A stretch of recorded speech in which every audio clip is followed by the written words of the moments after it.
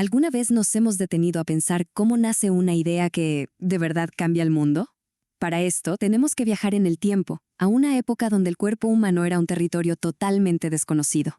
La enfermedad no era un tema biológico, era un mensaje de los dioses, o peor, una maldición. En un mundo así, lleno de misterio y de miedo, ¿cómo fue posible inventar la medicina?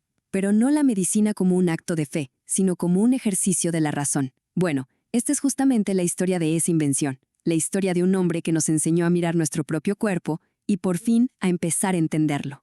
Antes de que existiera la ciencia, enfermarse era más que nada una experiencia espiritual. El cuerpo no se veía como una máquina biológica, sino como algo a merced de fuerzas que no podíamos ver. Una fiebre de repente, una tos que no paraba, una plaga que arrasaba ciudades, todo tenía una explicación que no era de este mundo. Eran señales divinas. Si los dioses se sentían ofendidos, mandaban enfermedades como castigo. Así que la única esperanza no era un remedio, sino pedir perdón. La gente iba a los templos de Esclepio, el dios de la curación, buscando que un ritual o una ofrenda les devolviera la salud. Y si la causa no venía de los cielos, entonces venía de las sombras. La enfermedad podía ser una maldición, el resultado del mal de ojo, la obra de un espíritu enojado o de un brujo. La curación, por lo tanto, no era cosa de conocimiento, sino de magia. El que curaba era una especie de chamán, un intermediario con el mundo de los espíritus. Sus herramientas eran conjuros, amuletos, hasta danzas rituales para sacar al demonio del cuerpo del enfermo. En ese universo, la medicina y la superstición eran, básicamente, lo mismo. Pero en el siglo V a.C., allá en las costas de la Grecia clásica, algo importantísimo empezó a cambiar. Justo cuando nacían la democracia, la filosofía y el teatro, una nueva forma de pensar, mucho más atrevida, se empezó a abrir camino. Una forma de pensar que se atrevía a preguntar por qué y cómo, y que buscaba respuestas no en los dioses, sino en la observación del mundo real. Aquí estaban haciendo una revolución silenciosa, pero imparable.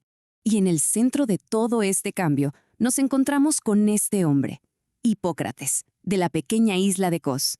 Vivió en la misma época que gigantes como Sócrates y Platón.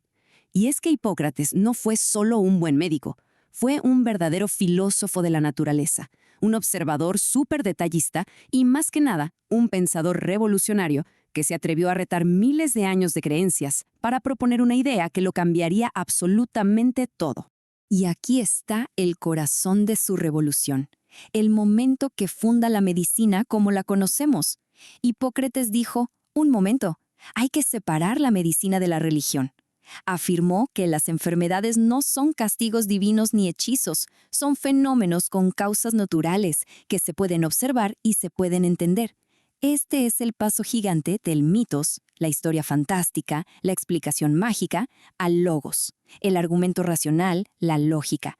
Por primera vez, alguien dijo que el cuerpo humano no era un juguete de los dioses, sino un sistema con sus propias reglas, como las estrellas o el mar.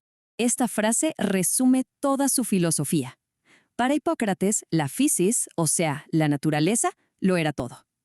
Él creía que el cuerpo tiene una tendencia natural a estar en equilibrio, una fuerza que siempre busca estar sano.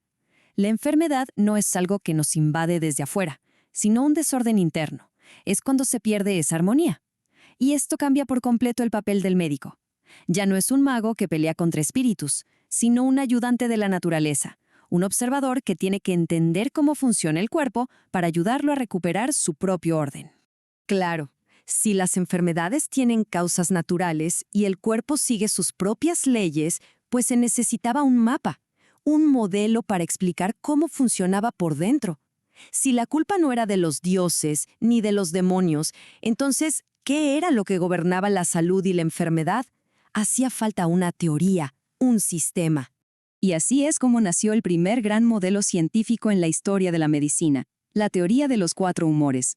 A ver, hoy nos puede sonar rarísimo, pero en su momento fue un intento increíblemente racional de ponerle orden a la complejidad del cuerpo. La teoría decía que nuestra salud, e incluso nuestro carácter, dependían del balance de 4 líquidos básicos: la sangre, la bilis amarilla, la bilis negra y la flema.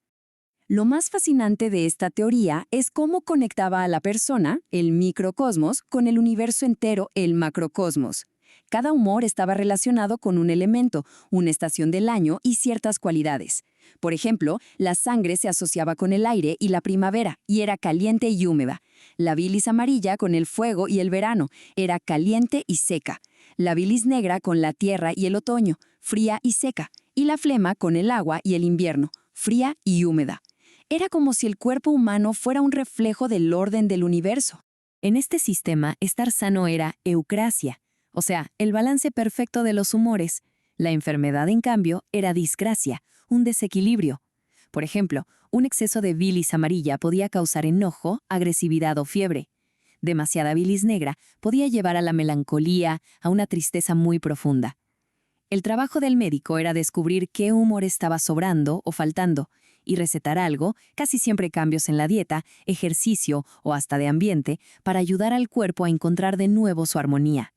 Pero aquí viene lo más increíble. Porque, seamos sinceros, hoy sabemos que la teoría de los humores no es correcta. Y sin embargo, el verdadero tesoro que nos dejó Hipócrates, su legado más potente, no es la teoría, sino su método. Él y la gente de su escuela fueron los primerísimos en sentar las bases de lo que hoy llamamos práctica clínica. Enseñaron a observar con todos los sentidos, a examinar al paciente con muchísimo cuidado, a escuchar su historia, a preguntarle por sus hábitos, su dieta, dónde vive, todo. Comprendieron que el cuerpo es un sistema completo. Y de ahí sale esa máxima, que es, la esencia del diagnóstico. Declarar el pasado, o sea, la historia clínica, diagnosticar el presente, los síntomas de ahora, para así poder predecir el futuro, el pronóstico de la enfermedad. Estamos presenciando, literalmente, el nacimiento del médico al lado del enfermo. Una revolución de este tamaño no habría durado si no hubiera habido una forma de guardar y pasar todo este nuevo conocimiento. Las ideas de Hipócrates no se perdieron, al contrario, se convirtieron en un legado escrito y muy importante ético que le dio forma a la medicina por más de 2000 años. Este número, entre 60 y 70, es la cantidad de tratados que forman el llamado Corpus Hipocrático. Es una colección impresionante de textos médicos escritos por Hipócrates y sus discípulos. No es un solo libro, es como una biblioteca entera que hablaba de todo, desde anatomía y ginecología hasta cirugía y epidemiología.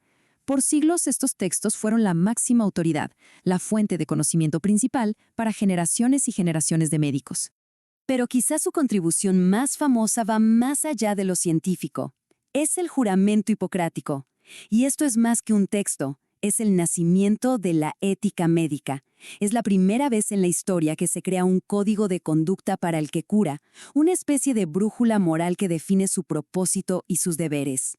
Creó una identidad profesional nueva, la del médico como alguien que le hace una promesa solemne a su paciente y a la sociedad. Y los pilares de ese juramento resuenan hasta el día de hoy con una fuerza increíble. Primero, siempre actuar buscando el bien del paciente. Segundo, el famoso principio de primum non nocere, es decir, lo primero es no hacer daño.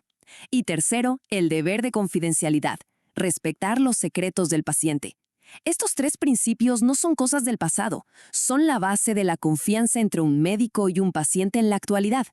Y todo esto nos lleva a una última pregunta. Si su ciencia, la teoría de los humores, al final estaba equivocada, ¿por qué seguimos llamando a Hipócrates el padre de la medicina? Bueno, la respuesta es que su verdadero aporte no fueron las respuestas que dio, sino que fue el primero en hacer las preguntas correctas y, sobre todo, en darnos un método y una ética para buscar esas respuestas. Miremos estas dos imágenes. A la izquierda, Hipócrates, en silencio, usando sus sentidos para escuchar cómo respira un paciente, para sentir la temperatura de su piel. A la derecha, un médico de hoy, rodeado de tecnología, interpretando los datos de una resonancia magnética. Las herramientas son completamente diferentes, el conocimiento es muchísimo mayor, pero el acto central, ese gesto humano de observar, analizar y diagnosticar para ayudar al que sufre, ese acto, en el fondo, es el mismo. Es el acto hipocrático. Esta frase, que se le atribuye a la escuela de Hipócrates, captura perfectamente su espíritu humanista, que es su mayor legado. Es un recordatorio de que la medicina es ciencia, pero también es arte. Reconoce con humildad que la ciencia tiene límites, no siempre se puede curar. Señala el trabajo constante del médico, tratar a menudo, pero sobre todo subraya el deber más importante, el corazón de la vocación médica, ofrecer consuelo, empatía y cuidado, incluso cuando curar ya no es una opción. Pone a la persona, y no a la enfermedad, en el centro de todo. Y así, terminamos donde empezamos, con una pregunta. En nuestra era de medicina genómica, inteligencia artificial y consultas por video, hemos superado, de una forma que él ni se imaginaría, la ciencia de Hipócrates. Pero podemos decir con la misma seguridad que hemos dominado su arte. Con las prisas y la presión de los sistemas de salud de hoy, ¿seguimos manteniendo vivo ese espíritu compasivo, esa capacidad de escuchar y ese consuelo que hace 25 siglos dieron origen a esta noble profesión? La pregunta, sin duda, sigue abierta.